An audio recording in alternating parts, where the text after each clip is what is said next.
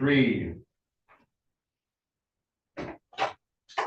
All right. Welcome everyone, and welcome folks online. My name is Kaisha Wang. So I'm the chair of the Geomatics department and also the host for today's webinar. Today we are very honored to have Linda Bell to present the topic, which is preparing for modernization of the NSRS. NGS regional activities. So I'll give the introduction for Linda, and then I'll let her to take the floor away while those folks are signing in. I'm going to give a couple of minutes.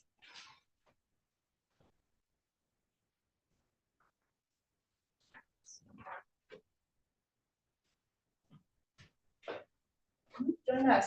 Hello. Thanks for making it in today. All right. So Linda is currently a full-time civil servant for the Department of Commerce, serving as the Alaska Regional Geodetic Advisor for NOAA's National Geodetic Survey, which is NGS. She is duty stationed in Anchorage and served as a liaison between NGS and its public, academic, and private sector customers within Alaska, providing guidance and assistance on geospatial activities that are tied to the National Spatial Reference System. Linda has also had the opportunity to serve several other federal agencies in the geospatial community, working as a geophysicist and a senior scientist at NASA's Goddard Space Flight Center in Greenbelt, Maryland, and as a sea-level specialist at the National Park Service, headquarters in Fort Collins, Colorado, both of which brought her to work in Alaska throughout her career. So now the floor is yours, Linda. Thank you so much, Kasia. Hello, everyone. Thank you for joining us both in the classroom and those of you who are remote. It's really my distinct honor here to be at the university, supporting the programs that are here at University of Alaska Anchorage, and sharing with you some of the work that we are doing both nationally and internationally at NOAA's National Geodetic Survey, and then we'll bring the story down toward what's really happening in Alaska. So sit back, relax. If you're in the room, enjoy some food. I'm going to tell you the story. We will continue on through the slides and then have a big Q&A at the end. So I tried to make the show a little later so we had more time for discussion. Also happy to go back if you want to take notes to anything in the slideshow that you wanted to know more about. We'll go back in the Q&A and dig in and take a deeper dive. So thanks again for attending, and we'll go ahead and get started. So today I'm going to be presenting to you a talk on how we are preparing for the modernization of the National Spatial Reference System. And we'll also show how, particularly in Alaska, how there's regional activity in support of that preparation. So let's start just for a minute and talk about my organization. So folks often wonder, why is National Geodetic Survey inside NOAA? Isn't NOAA about atmosphere and oceans? And why are we there? But really, historically, we were the U.S. Coast and Geodetic Survey. So we've been part of the maritime world from the very, very beginning. And so we are seated under the National Ocean Service inside of NOAA, and we are the National Geodetic Survey. So we were actually the nation's first civilian science agency. For more than 200 years, NGS and its predecessor agencies have collaborated with public and private organizations to establish reference stations at precisely determined locations. And you can see in these pictures some historic survey work being done in our country, turn of the century and sooner. We have gone through some historic organizational and scientific milestones at NOAA's NGS. We started way back in 1807, where Thomas Jefferson, founded the Survey of the Coast. And then we were placed under the Navy, returned to the Treasury, and then we became the U.S. Coast and Geodetic Survey in 1878. Then we moved into 1901 under the National Bureau of Standards, transferred to Commerce and Labor, and in 1913 we officially transferred to the Department of Commerce. In 1970, NOAA formed the National Ocean Service, which is our line office today. And then we were divided into separate functions under the Coast and Geodetic Survey. We were then put out into the line office of the National Ocean Service. And in 2007, we celebrated the 200th anniversary of Survey and Coast. And in 2020, we celebrated the 50th anniversary of the establishment of the National Oceanic and Atmospheric Association, known as NOAA. Some scientific milestones that we met during that same time. Some of our first field work was completed covering the New York City area in the early 1800s. Some of the first use of telegraph signals to transfer time for astronomical observations. The method of least squares was introduced. First gravimetric observations in the US in 1875. The transcontinental arc of triangulation was completed in 1896. And then the line of spirit levels across the United States, the whole country, was completed in 1907. We went on then as we developed better and more recent technology to get some of the first coastal mapping and aerial photography. We developed the state plane coordinate system, which we just now updated and modernized across the US all the way back in 1934. We continued forward in this progression of these scientific milestones to look at observing a satellite triangulation network to 5-meter accuracy. And in 73 up to 83, we started to develop and move toward the first use that NGS had of the global positioning system, which had been developed before that. But 1983, you may know of a reference system called NAD 83, was the first time that we were using GPS at NGS. In the mid-90s, we moved to the first hybrid geoid model developed by NGS. And then in 2001, and I'm going to talk about this tool today, I'm actually about to do a training next week online for NGS's online positioning user service. We established that in 2001. And then finally, recently in 2007, we began the survey of gravity to redefine the American Vertical Datum GravD project. And some of my last slides, the great news is here in Alaska this summer, 15 years of flying the country to get that data set, it's finished. So we have that to celebrate, and we finished up right here in Alaska. So I'll show you some really cool photos and slides about that later on in the show. So thinking about all of that history and that progression that we've made, I think the finest thing that we can tout and that we stick to and that we're strict about is setting a geodetic standard at NGS. So some of you who may know about our work and you've heard about us modernizing our datums wonder why so long? Why is it taking this long? What time will it be ready? And the answer is when it's correct. That's a big deal, you know, to reestablish the datums that are underneath all of our positioning points in the US. And that's tied to the IGS, the International Geodetic System. And if it's not right, we're in big trouble. So the time that it takes with a very small group of experts, NGS is very, very small. My organization is only about 150 to 200 people total.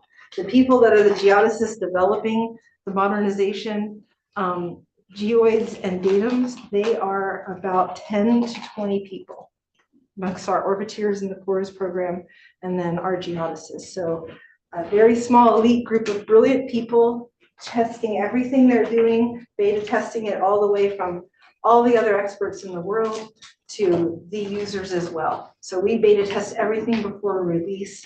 And that standard is something I'm going to talk about next. And why? Why is that important?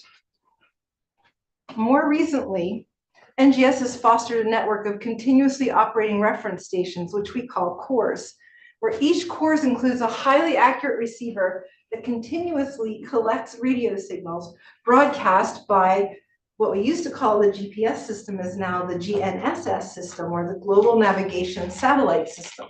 That is because we have suites of satellites from all over the world now that we use.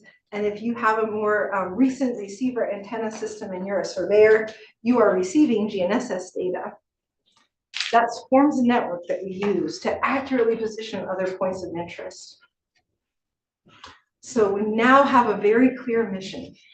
Currently, NGS's mission, and maybe it turned a century and earlier, it was to map the US, right? That's we were part of the early mapping crews. People went out themselves, way back. I remember seeing NGS data sheets when I first started working in Alaska. When I worked for NASA, we were doing work up here. And you would see the crew's equipment list included things like donkeys and packs and chains, So to imagine this great vast land was first mapped that way.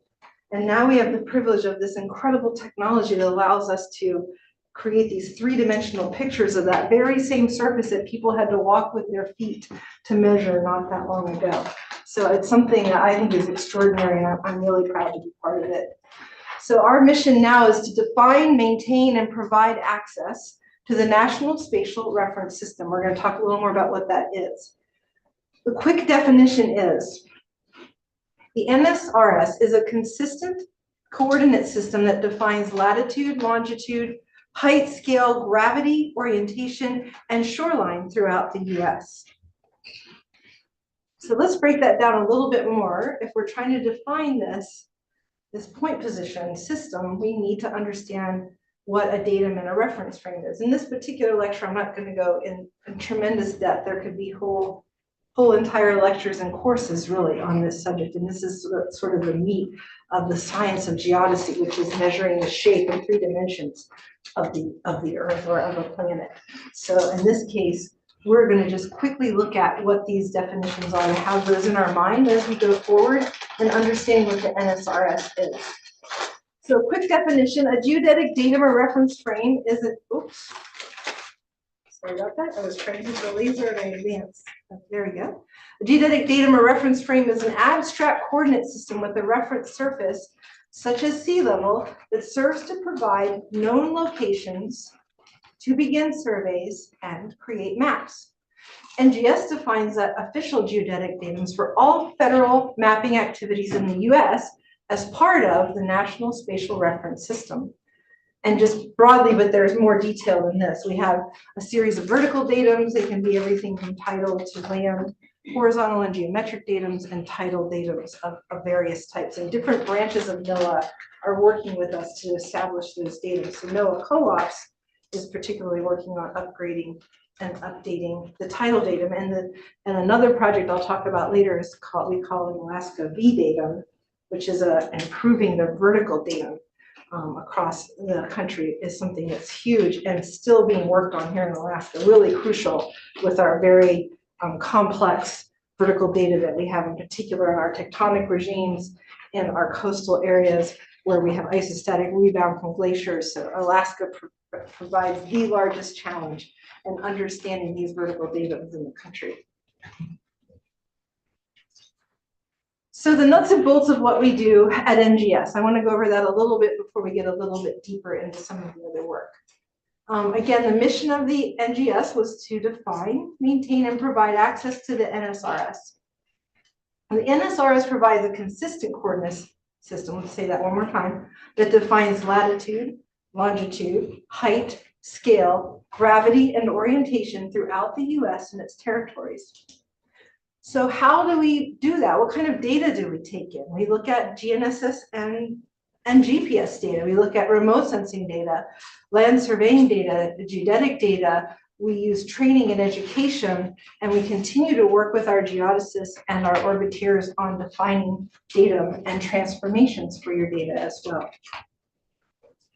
So to do that, we've developed this whole series of products and services. At one point in the lecture, I have a couple hot links on slides where I'll click and we'll look for a moment just at the NGS website. And we can spend more time on that at the end too for questions, where I can empower you to go on. We've really tried to publish a lot of tools to have in your hands, including our free online positioning user service, Opus, to process your data for free and submit it to us for free, and then we can help put that into our database. So those tools, because we're a government agency, are free to the public, and our website is pretty dense with tools and training materials for your use. So I'll make sure I point those out before I go today, so that after this introduction, you have time to dig deeper if you'd like. So just a quick list, and this isn't the whole list by a long shot, but in general, the big things that we're working on right now, like I just spoke to, was the vertical datum transformation tool, gravity for the redefinition of the American vertical datum, or we call that GravD, improving our emergency response imagery. I don't know if a lot of people know that NGS is in the remote sensing division within NOAA. We're the hurricane chasers. You know, those guys where you see them flying into the storms, and their planes called Miss Piggy, and they take these amazing, I mean, if you've ever seen footage of them, there's a bunch of fun YouTube videos out where they're being jostled around inside the plane and collecting this important storm imagery real time that we're able to use now to actually evacuate people. So that's inside NGS. So the hurricane chasers live inside of our organization as well. We also work on continuing to have a better understanding and support ecosystem and climate operations. We work very closely with FEMA and other folks in the climate change world of academia to really use our data to help better understand climate and our ecosystem. So some of our big products, and we'll go through some of them, is NSRS, CORS, OPUS, our airport surveys, where we historically NGS is, if you're a surveyor, you know, if you've ever done a PAX and SACS survey at an airport, that's something that we help you with and support you with. We have an interface between the surveying community and FAA. So we work with our surveying community on airport surveys, shoreline mapping. And then we also process GPS satellite orbits with our orbiteers in the CORS branch at NGS. So the online positioning user service, OPUS. You know, I think I'm not going to click on the links right now. I want to keep telling the story. Then we'll go back and pull up the website. But if you, I assume the slideshow will be available to everyone online and in class later. On these slides, anytime I have a hot link, it's highlighted, colored in bold. So you can click and dig deeper. They link you right into those parts of our website. So feel free to use the slideshow as a tutorial later. But for today, for timeliness, I think I'll quickly just give you an overview, but encourage you to dig deeper if you're interested. So this, for instance, is the link to our main website for NGS. And these would take you deeper into studying and reading more about NSRS and about the NOAA CORS network. And there's a nice series of stuff here, everything from our actual products and services you can use to all of the papers that have been written supporting the work at NGS. You know, there's a literature search that's attached to these links. So lots and lots of good information, tutorial videos, all kinds of good stuff. So what is OPUS? Well, what it spells out, and we're famous in the government for our acronyms, and what it spells out is the online positioning user service. That provides free access to high accuracy NSRS coordinates. OPUS uses our in-house developed software, and it computes coordinates using data from the NOAA CORS network. So let's talk about what that NOAA CORS network is. CORS stands for, I'm going to switch sides of the room for a minute. CORS stands for Continuously Operating Reference Stations. You can see here, this is a map, and of course it doesn't have Alaska in it, but we have some in Alaska too. I have to change this slide now that I'm the Alaska advisor. That's a little bit embarrassing, I'm so sorry. But to start with, let's look at the lower 48, even though we hate to do that here in Alaska, just to see this coverage. And it's not this dense in Alaska. And you can see in the middle of the US, it's not as dense for stations. So what is this continuously operating reference station network, and what are these sites? They're basically a GPS or GNSS site that's permanently attached or monumented to the ground or a building or a pillar. And there's a receiver that's housed in a protected box if it's in a remote area or a building. We have universities that will often house these stations. And so you're collecting, and you can sample as quickly as every second if you want to for scientific data, collecting GPS or GNSS data continuously, nonstop, 24/7. And we manage in the NOAA CORS network that data. So these stations are very rarely owned or built by us. We may come out and help you, teach workshops, help you build a station, but these are volunteer coordinators that work directly with NGS, and they are the ones sitting at the site or sitting in the state with that CORS station or managing it from their organization. And we are watching the data. So our CORS team is doing what we are doing 24/7, along with the instrument collecting data, is we're analyzing and watching the data. So that's the gain. And I'm working right now with Peter Flint from the Department of Natural Resources and others in the state of Alaska who are building what's called the ACORN, the Alaska Cores Network. And we're working on folding that in to the NOAA Cores Network so that we can help manage that data. That can be a frustrating thing if you've been funded, you build your great stations, and then you've got this massive data because it's 24/7 data coming in and you may not have the infrastructure to ingest that data, analyze it, and publish it. That's where we come in. So if you partner with us and we help you set up a station that gives the quality of data that NGS expects in our database, we not only get that data to improve our ability to modernize the data, and we also provide a service back to you where we're able to watch your data. And I've been in the field when I finished serving as an advisor before Alaska to the Southwest. I was there for 2 years. Same job, but a different region of the country. And I was in the field where we did this real time, so I can prove that we really are interactive with you. So we had a CORS operator, I think it was University of New Mexico, and we had our branch chief and all of our tech people and our IT people in a Zoom call and also on their smartphone. And we literally helped troubleshoot a station and get it back and running.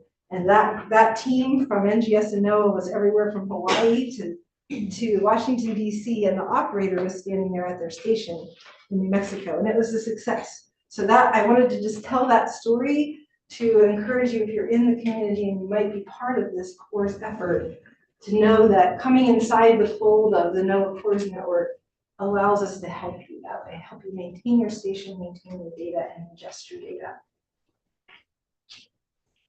So we use some of this data, this good quality, high quality, continuous data to better understand our datums, and then to also create transformation tools for you to transform your data into current accepted datums at NGS. So as the accuracy and precision of geospatial data increases, it's becoming more important to manage your data carefully and use consistent reference frames. NGS defines those datums as the foundation for positioning for the United States and territories. NGS also provides transformation tools to help align data and to transform coordinates between other datums and projections. So how do we do that? To manage the National Spatial Reference System, we go to these particular components to break it down a little bit. So to manage it, we have to look at all of these pieces.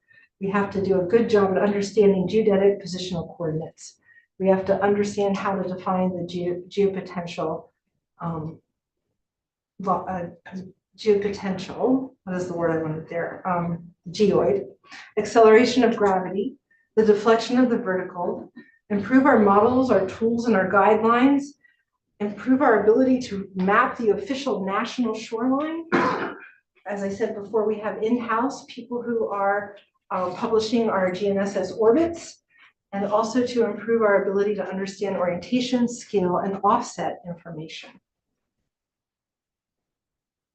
Some of the tools, and these are hot linked again in your slideshow if you go back later to read more about it, that are the big ones that we provide to help people in the surveying and geospatial community transfer their datums into the modernized datums. We have something called NCAT. I'm working with our training folks to start doing more training on just NCAT.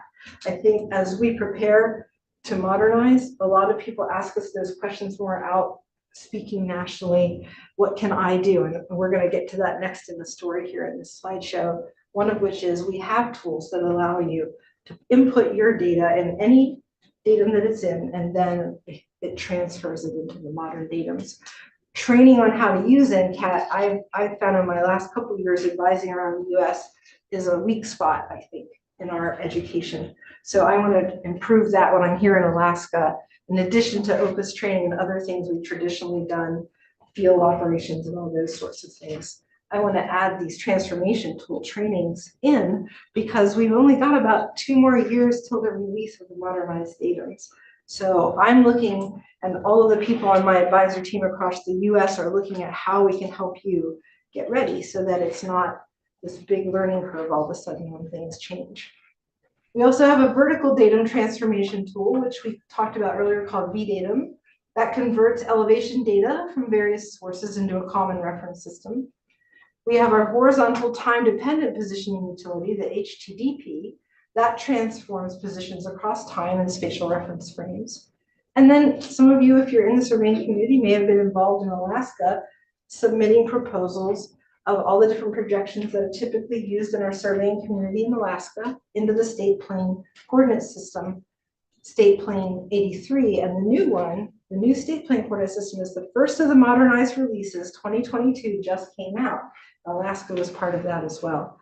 And that provides coordinates on a flat grid for easy computation, honoring and utilizing small sort of locale-centric coordinate systems that surveyors typically have had to create to manage local surveys, maybe in a town or a subdivision or utility lines or things like that.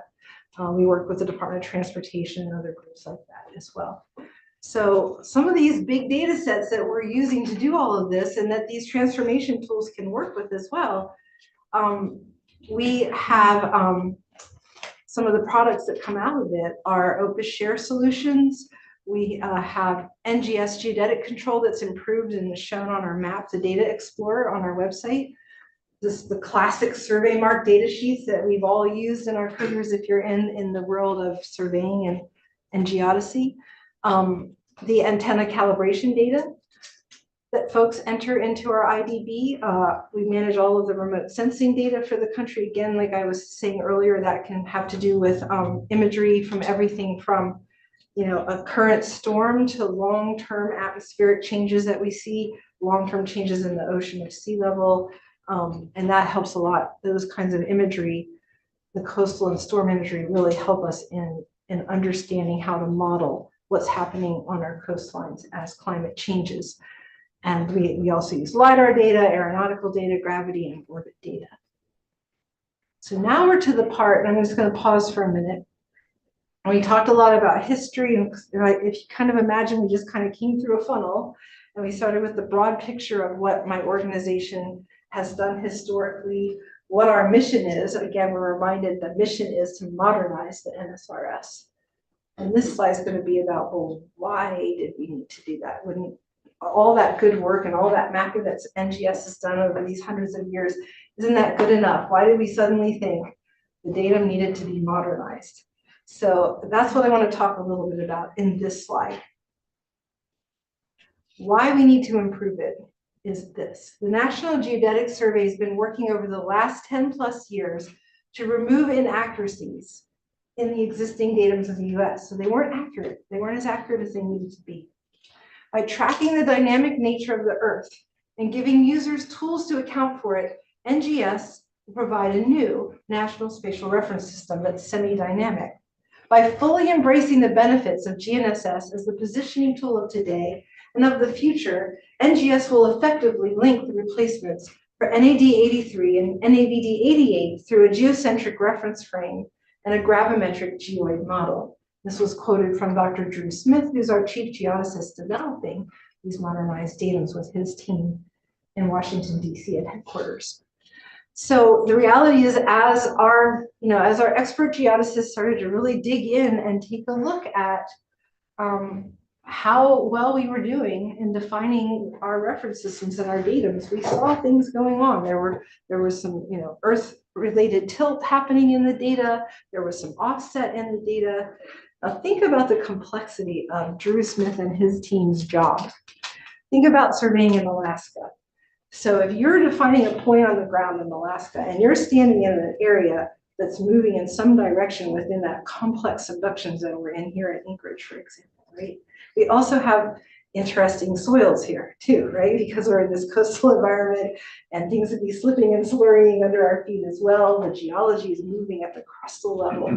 We've got nearby glaciers that are changing in how much load they're putting on and off the Earth. And you're just simply trying to survey a point on that planet, on that spot you're on. And all of that's going on. So defining the datum and understanding how that imaginary line that we call sea level or zero kind of, is there underneath our feet with all of that going on requires complex modeling. And so the geodesists at NGS realized that over the years, and they've incorporated plate motion and many other ground motion models into our definition of datum. But even with all that work, we had a little more to go. So that's really what the modernization is about. And we're very close to the release within about two, I think realistically, actually about 2 years. We will call it 2022, the new datum, because that was the first projected date we said and promised we'd have it ready. But we've had to work some more. So we'll still call it that, but it realistically is we're looking at about a 2-year plus release from today. So I'm going to take a pause a minute and we're going to enjoy this video. And this takes us back to that idea of excellence in geodesy, setting a standard. This was a standard that I was taught. So this person about to speak to us is retired. He was my first boss, and I was very lucky as an undergrad intern at Virginia Tech as a young geophysicist to work for Dr. Chopo Ma. Chopo Ma and Tom Clark were the fathers of the technique called very long baseline interferometry. That is what they did their graduate work on in the 60s and 70s at University of Maryland. And they started the whole branch at NASA Goddard that I got to intern in, which back then was called the Crustal Dynamics branch. And they were all radio astronomers that were using these incredible big dishes to measure quasars at deep space, not satellites, because that little suite of GPS satellites were starting to orbit. But before that, astronomers were measuring positions from quasars at the edge of the universe. And those quasars are transmitting radio signals. So the brilliance of this receiver and the accuracy of its ability to receive these far distance radio signals allowed us to position so accurately that it far outweighs the precision and accuracy of the greatest geodesic data that we have today, the greatest altimetric data that we have today, the greatest LiDAR data that we have today. These old guys still beat it. And so Dr. Ma is going to speak to us in this video because really my ability to learn about what geodesy was and to hold that standard and that excellence came from my early training I was so fortunate to have at NASA. So this was the brains behind it all were NASA scientists. In my early years surveying in Alaska as a scientist, we got to use NASA laboratory instruments and test them against Trimble and Magellan and all the commercial people coming out. So I got to use the JPL turbo rope my first time surveying because we were measuring some of the first plate motions in Alaska, in the world, in Alaska. So we got to use this stuff where all of the brilliant minds at NASA and MIT were allowing us to take in P-code scrambled military data that you could not see as a common surveyor. And our brilliant minds, I worked with people that are now the heads of the international agencies in geodesy. So all of the folks at MIT would secretly descramble that data, feed it back to us scientists at NASA so that we could get sub-centimeter precision in the vertical and close to sub-centimeter in some of the vertical. And that was in the 90s. So this technology and that idea came from the brilliance of minds like Dr. Ma. And I'm going to go ahead and play, and I hope I can make this work right. I think if I advance the slide, it'll play the video. Let's just check. My name is Chopo Ma. My primary job these days seems to be in charge of NASA's geodetic VLBI program. When NASA started in this area of space geodesy using VLBI, there were different questions that were really interesting to answer. For example, whether plates like the North American plate in Europe, the continents were actually moving. The questions now are fundamental metrics, so that from the space geodesy measurements we can develop a very precise terrestrial reference frame. The ability to know on the Earth from one place to another and from one time to another how things are related up, down, east, west, north, south. And this is very important for measurements which are small in nature but take some time to measure properly, like what happens with the sea level rise and whether it's uniform over the whole globe or not. VLBI and the other techniques are working to make improvements to make these types of fundamental measurements to allow other science to be done more accurately and to make the interpretation more secure.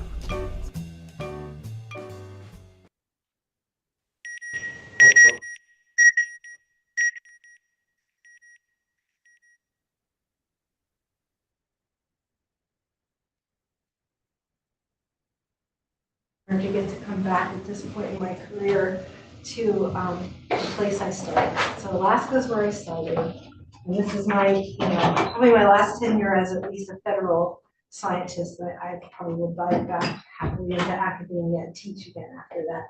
But to be able to come full circle, to be trained by minds like that, has carried me through in a unique path that I wouldn't have had without that training. And I feel very lucky to do that. So that standard of excellence is something that I've brought through all my education, undergrad and graduate education, through my professional career with several federal agencies.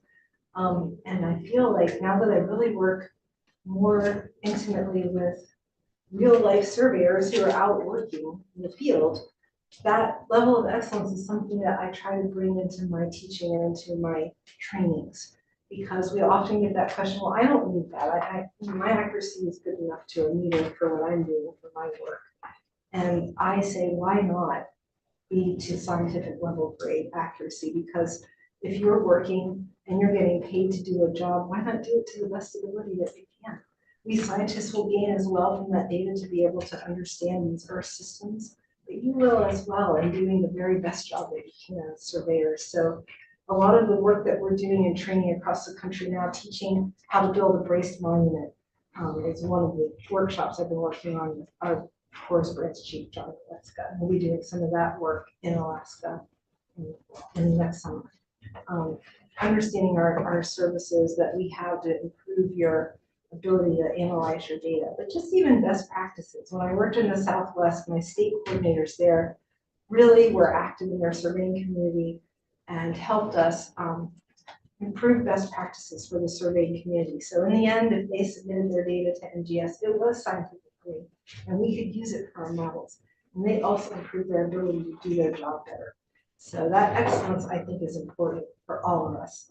And now we have this incredible suite of satellites. You can see in that picture, far, far out to the one side is that quasar, the radio signals that are measured by VLBI. See here, so that big antenna that Dr. Ma was just in is here measuring this quasar signal. During that same period when Chopo and Tom Clark and others in the NASA group were starting this work, we also did have this satellite, the Satellite Laser Ranger. And so we were getting that signals, and we co-located our VLBI sites sometimes with these sites measuring SLR, satellite laser ranging.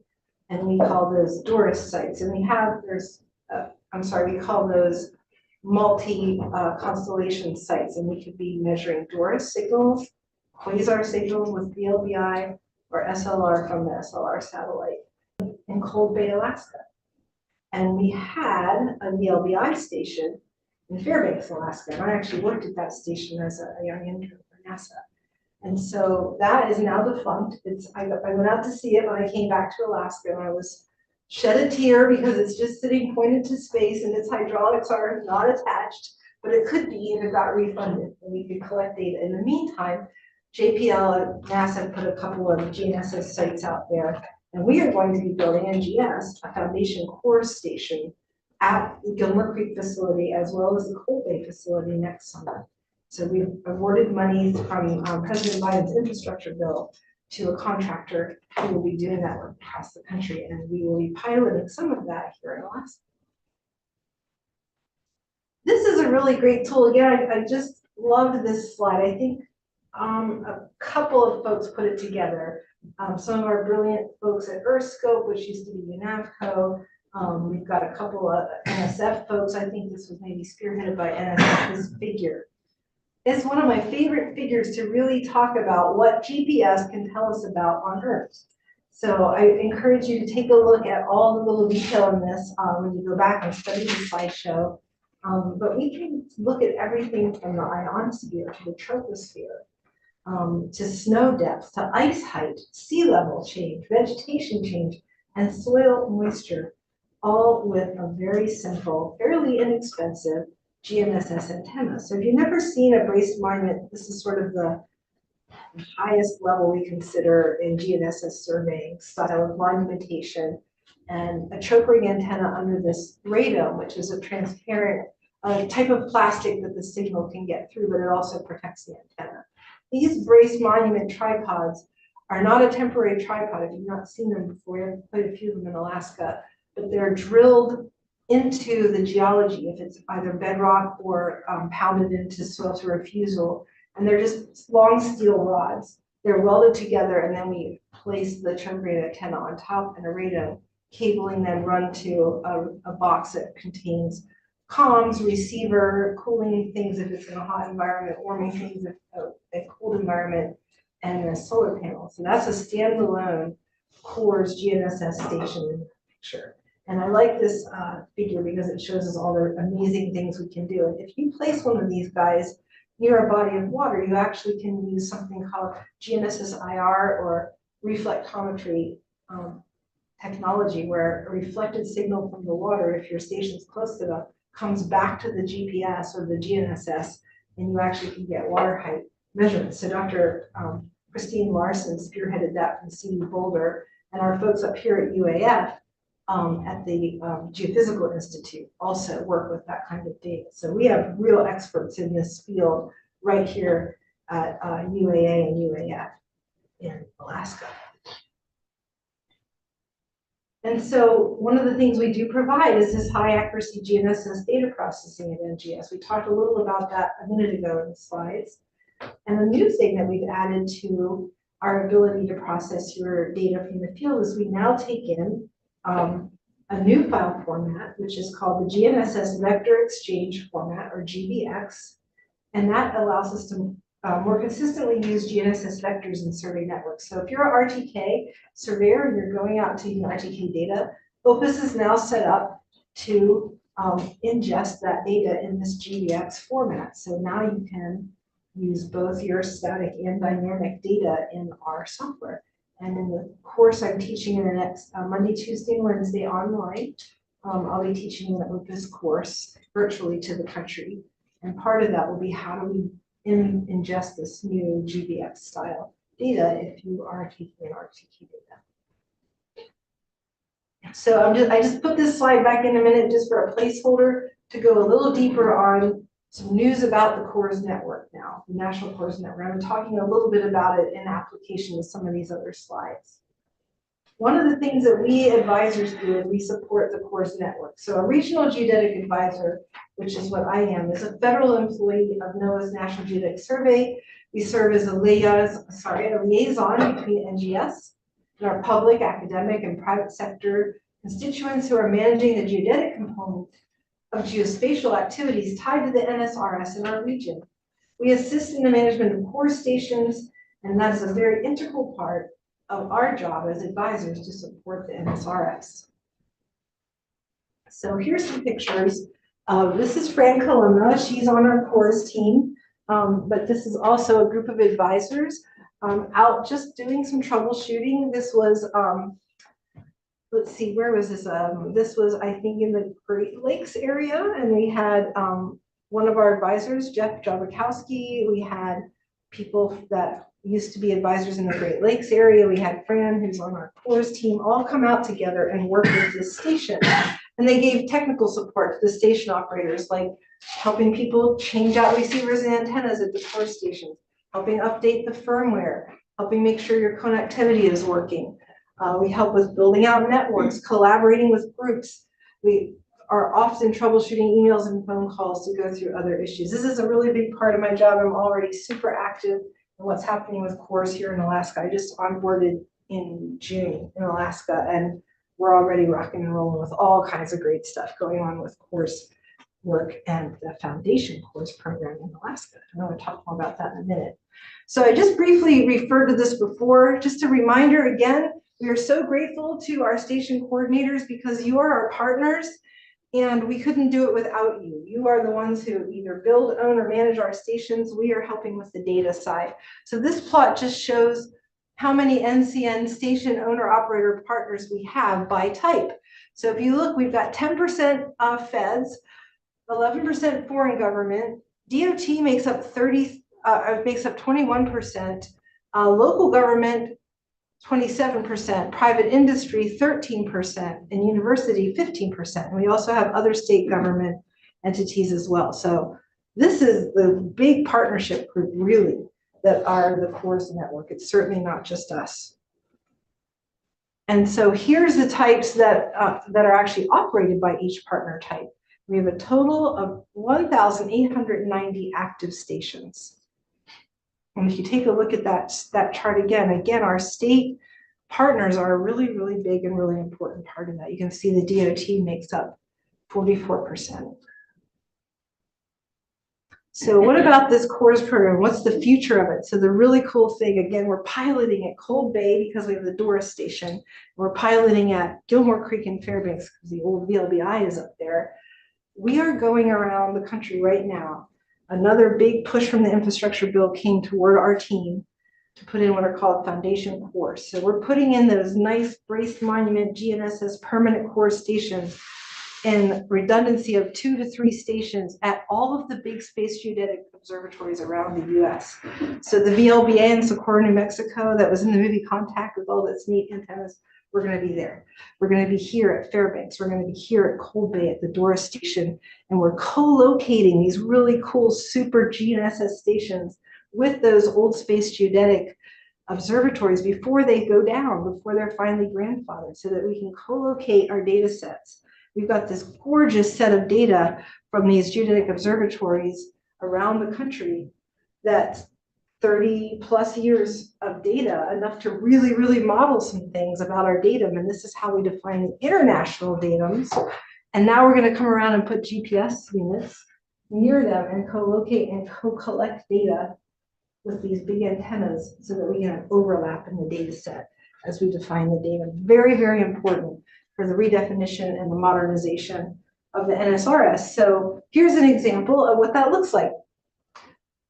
So we're using it to define, like I said, international terrestrial reference frames and maintain the geometric coordinate updates and provide access to meet our national needs.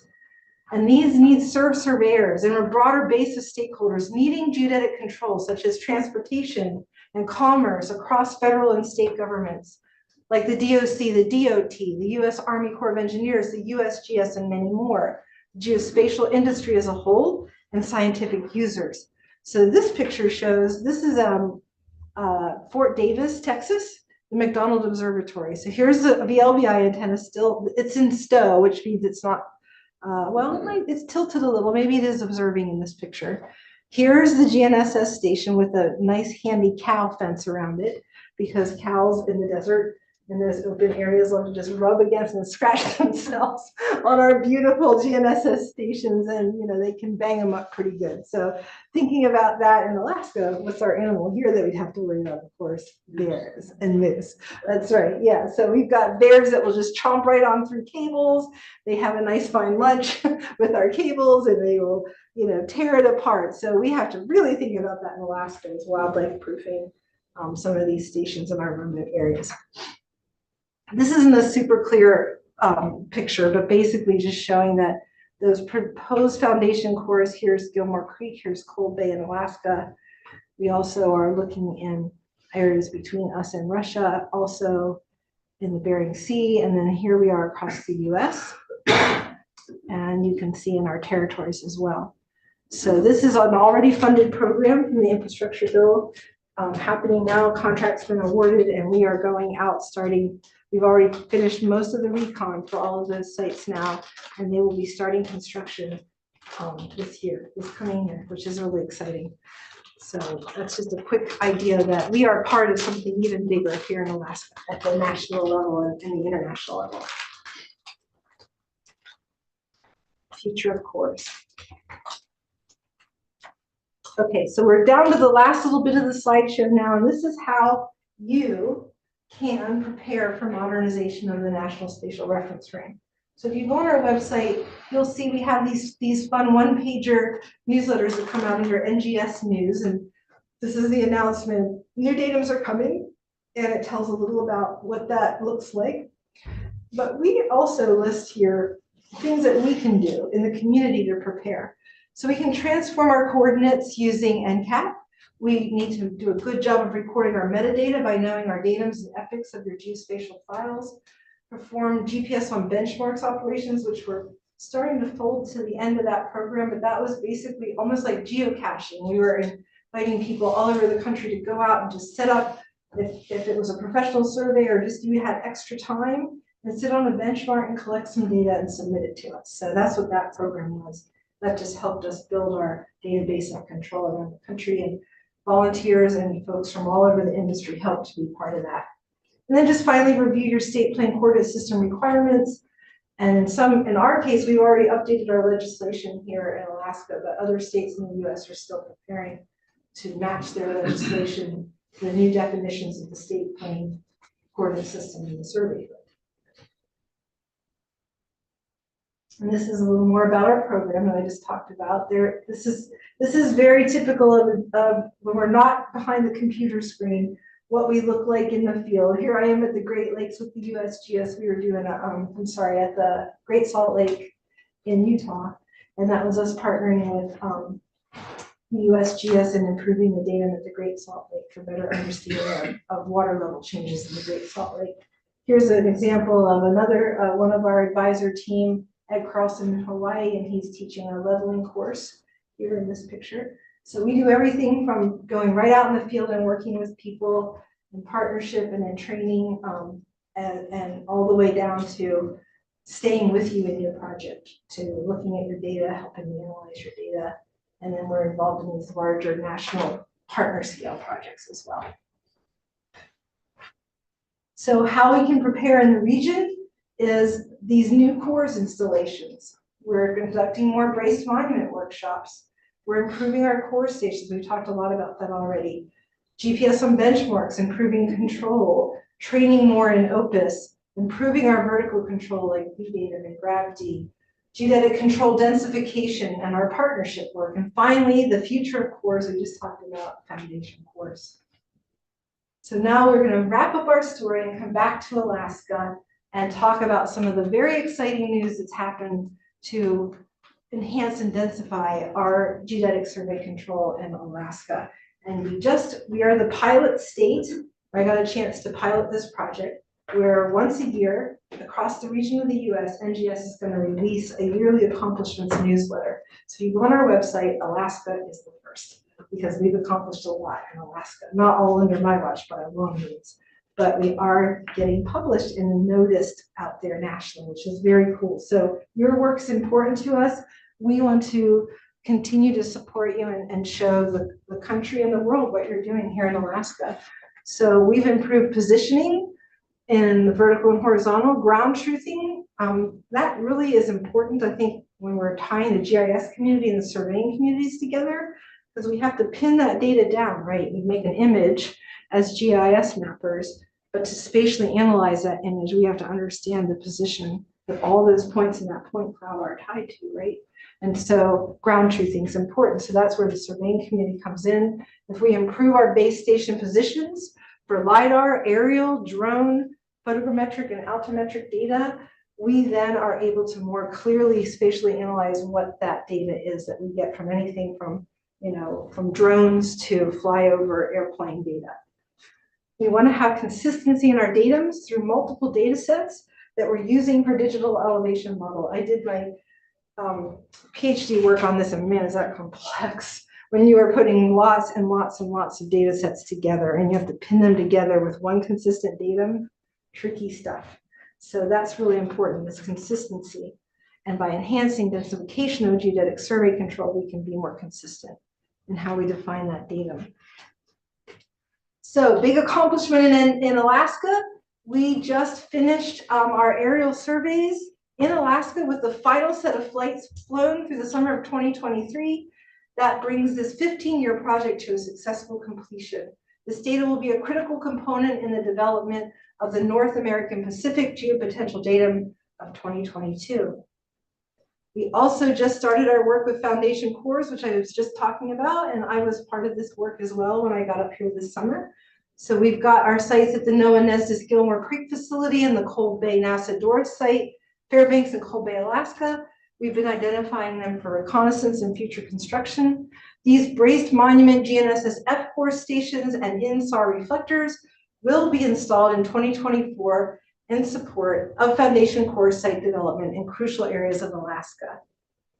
And then VDATA, I'm still working on it, but we're getting closer. We work with NOAA co-ops and other partners in NOAA and other partners in the USGS and federal partnership and state partnership across the state. We completed foundational GNSS data observations this summer along targeted tidal benchmarks in the Cook Inlet, the Kenai Peninsula, and within Kenai Fjords National Park in support of NGS's vertical datum transformation tool. This was an excellent start in filling coastal VDATUM observation gaps along the coast in southern Alaska, with more work planned for FY24 in the Gulf of Alaska. We worked with partners from the U.S. Coast Guard and the National Park Service to obtain these important gap-filling measurements along southern Alaska's rugged coastline. So you see some of our technicians working with the Coast Guard right here, just offshore from Kodiak Island. Here we have them paddleboarding, but they were supposed to be, that was how they had to get to their site, was to paddleboard from the Surak, the NPS boat that took them out into Kenai Fjords to get close to their remote sites here on the shoreline. So they had a very fine time working with our Park Service partners out of Seward this summer. So the road forward is that NGS is seeking to engage the entire geospatial community to make the transition to new datums as seamless as possible. We do that by supporting the current datum while building the new. And finally, as always, we want to thank you for supporting the NSRS and encourage you to reach out to us so we can support you in preparing for modernization. Thank you very much.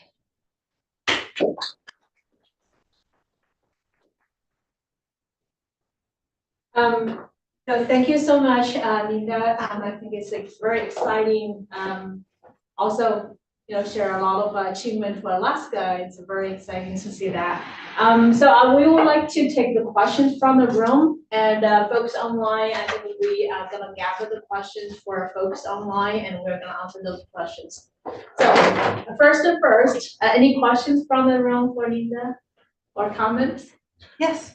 Are our international partners using some of the same similar techniques? Are they currently doing some of the same work that you guys are doing right now? Yes, that's a great question. A broader effort. Yes, sir, certainly. And we actually, some of our NGS advisors and our lead geodesists sit on the UN councils for that very thing. So the International Terrestrial Reference Frame is something that we are also part of in those international agencies. So we have a group of folks who are experts at NGS that regularly travel the world to make sure that we're all together working on the same ideas. Very cool. Thank you. Yeah, you're welcome. Are some of the core stations like over in Russia as well? And I know some were foreign owned and stuff. How does that work as far as That's a international good question. relations? I don't know the coverage in Russia, but I do know our core's branch chief was part of putting in core stations in Nepal. So a lot of we have a group here, it's now, the name of the company is now Earthscope, but they were UNAVCO. And they're very famous world genetic surveyors, and they've done a lot of work globally in setting up CORS networks all around the world. But that's a good question about Russia. I don't know the answer for that particular spot. And just one other question, as far as a practical matter, say you have a section monument, and with the new surveying datums and more accuracy that you're able to achieve today, say it's determined, well, now it's really 2 feet over here or something. From a practical standpoint, how does that relate to land ownership and determining boundaries and stuff? That is an excellent question. And that's a reality of our work here, isn't it? Every day in Alaska. And so what I tell folks is take more measurements if you can. This is this importance of the data record again, right? If something shifted and you don't know why, If you've got continuous data or even a series of campaign data that's been collected at that site, and you collect again, you can look at that offset and we can help you analyze perhaps what that might be. If there's other local data in the area that you know about, hey, there was some landslide there was something shifting, or maybe I'm in the area where tectonics have an effect on the site, then we can look at that offset and understand what the actual position is versus the vector or the movement of that position. So it takes a little extra work, but we encourage our surveying community, measure, just keep taking data. The more data you have in a site in question, the more we can help you understand and assess what's going on there. And visual too. Photographs is such a simple thing, but it's really helpful. In some parts of Alaska, we have such fast coastal erosion that video is actually really useful data. And I don't know if you heard of that movie Chasing Ice by James Blaylock from NSTAR, and they literally set video cameras up all over the world to watch glacial retreat and ice retreat. It was so fast, happening so quickly, they just strapped cameras that could survive those Arctic conditions and let her rip, and we got video of these dynamic things. So photographs and videos are also useful in assessing what's going on there.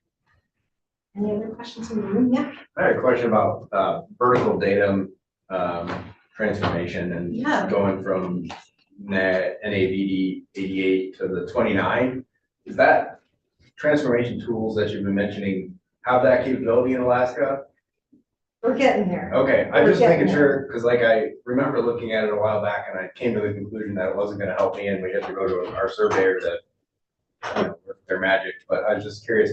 So it sounds like you're working on that, and then the idea would be moving ahead with the new vertical datum, that you would have that tool there to be able to go back all the time, between the Yes. three. Okay. That's correct, and that's what the new datum tool is, and that's what we're Oh, okay, great. So what we're doing is still getting out and finishing, the rest of the GNSS control that we need at the old title benchmarks.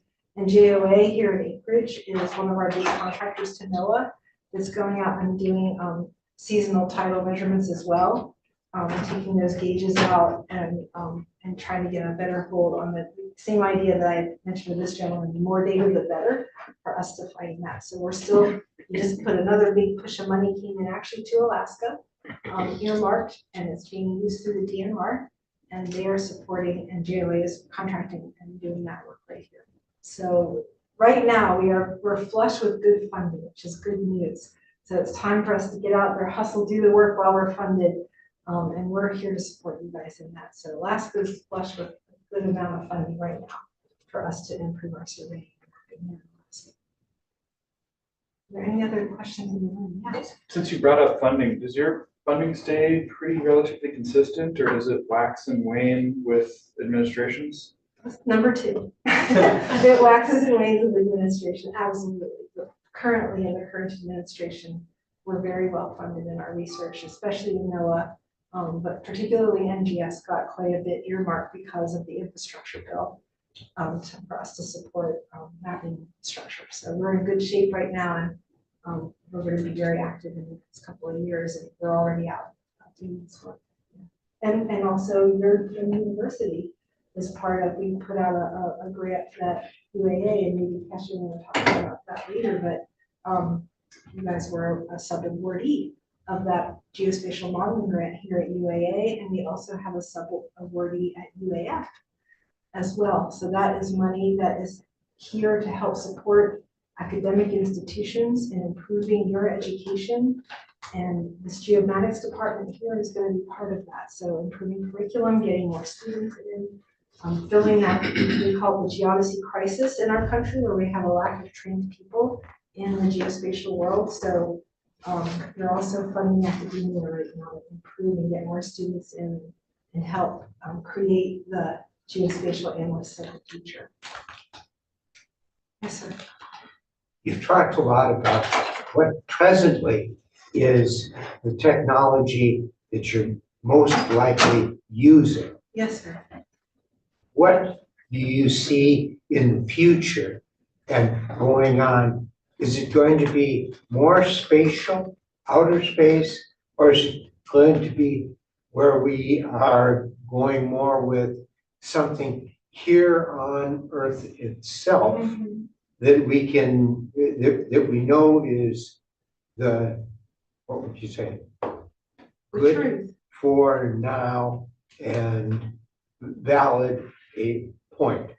That's an excellent point you just made.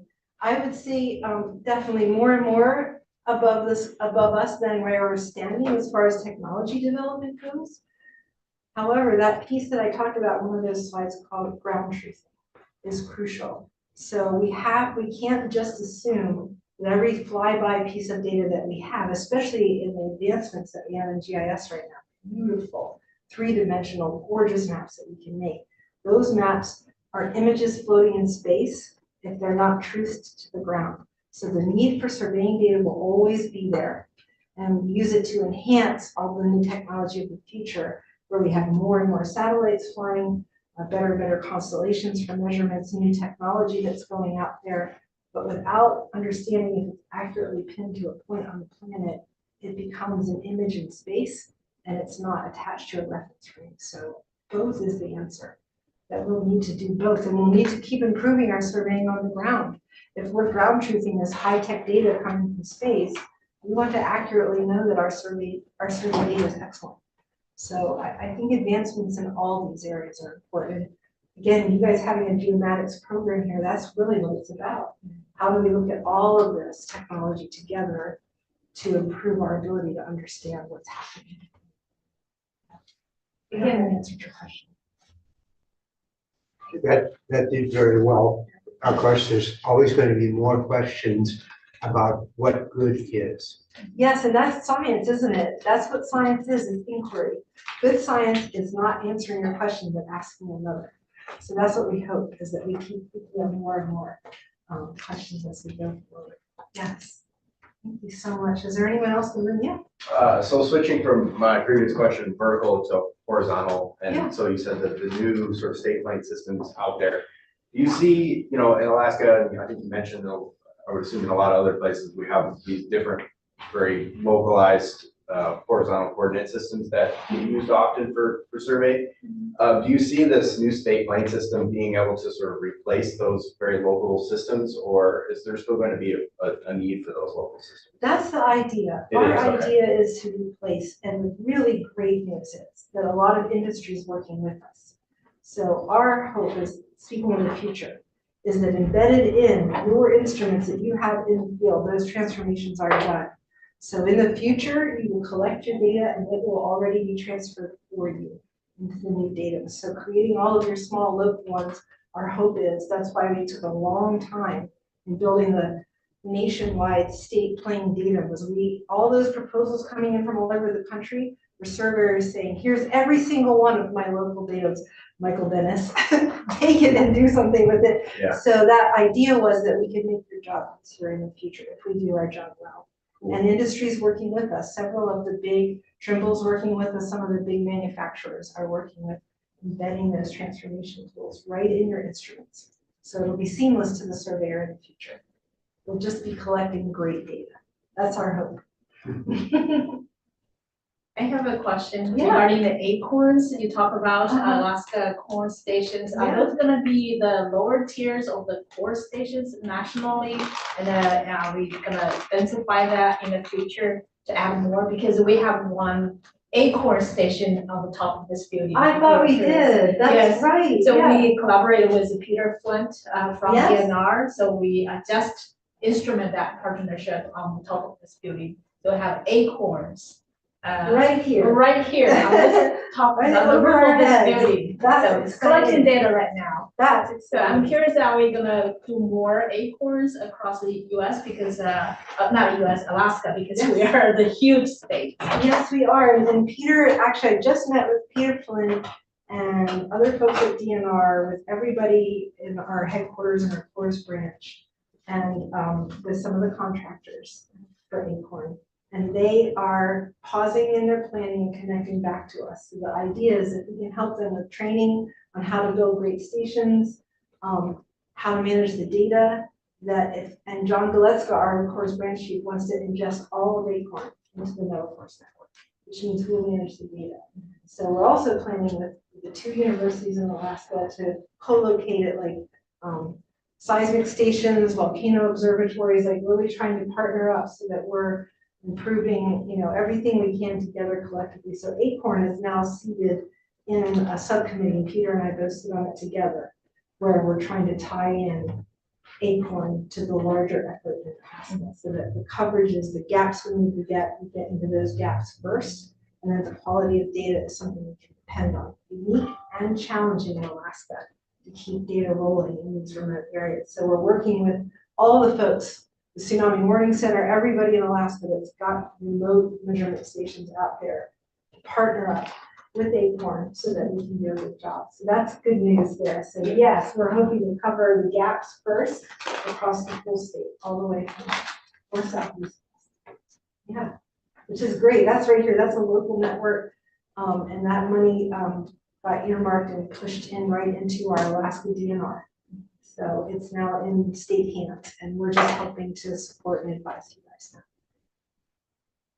Good stuff.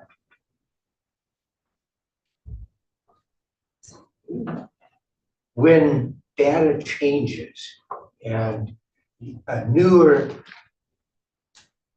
decisive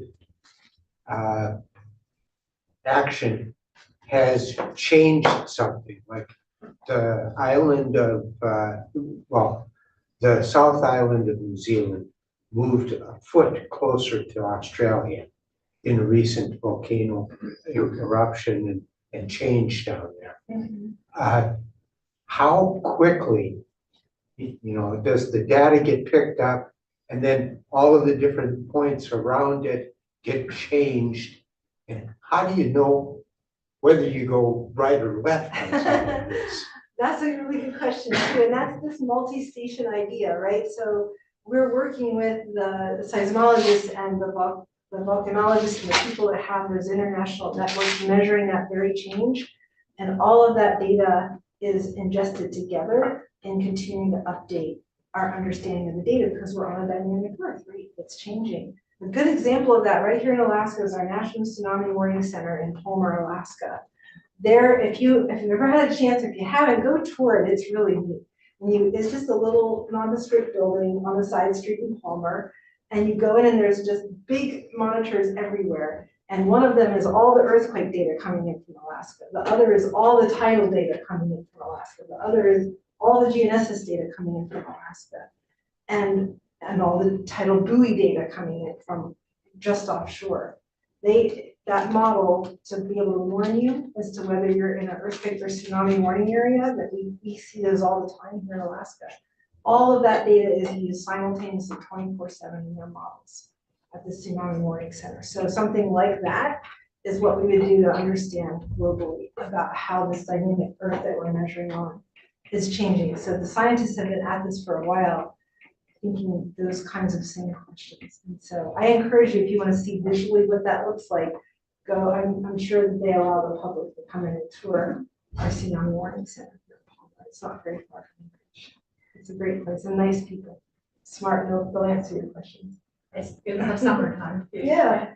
I'm gonna pause it here because we're a little over time. So let's give another round to thank Linda Bell for the I think the last thing for this online survey, I think we need to give you a password, which is a modernization. That is a password to you for the online survey. Thank you so much. You're welcome to stay here longer just to talk with Linda for additional questions if you would like to. Yeah. Well, thank you so much. Yeah, thank you. That was great. Thank you. I'm gonna grab a sandwich with you guys too. Yes. Modernization.